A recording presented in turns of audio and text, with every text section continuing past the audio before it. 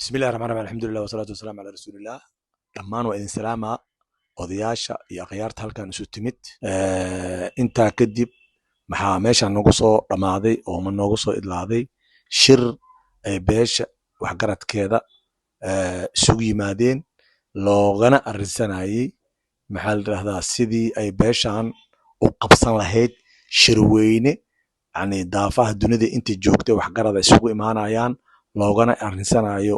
beesha halkay ka timid iyo halka ay u socoto maxaa la yidhahdaa arrintaasaan lagu lafaguray maanta shirkii aan lahayn waxaana ka soo baxday in arrintaas loo istaago inta waxgaradee dhimana la gaarsiiyo muddooyinka nagu soo fool lehna shir iclaamin ah oo shirkaas lagu iclaaminayo inaan qabsano guddigii farsamadana meesha loogu dhawaaqo meeshana maalintaasna ay ka soo baxdo maalinta shirweynaha bimaal uu bilaabmayo iyo meesha lagu qabanayo sidaa daraaddeed waxaan leeyahay dadka inta ka maqan waxgaradka ah ee dalka iyo dibaddiisa kala joogo arrintaas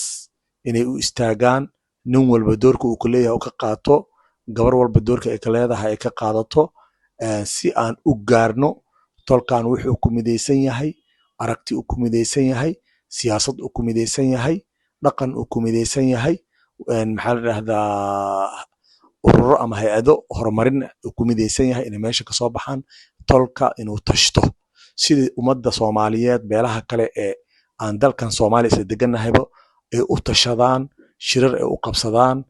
danahooda iyo maxaa la yidhahdaa maslaxadooda ay kaga shaqeeyaan intaas in lamide shirkii ay kasoo bixi lahayd gabar yahay wiil yahow oday yahow aqoon-yahanow siyaasiyow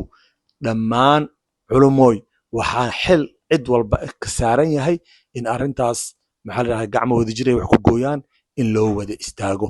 aniga arrintaas maxaa la yidhahdaa inta dibadda jirtana iyo oo meeshan maanta shirkan ka maqan aan leeyahay intii maanta joogtana waxaa faran waajib qaasaa saaran oo inay gaarsiiyaan cid walba ciddii mudan inay gaarsiiso intaasaan leeyahay wasalaamu calaykum waraxmatullaahi wabarakaatu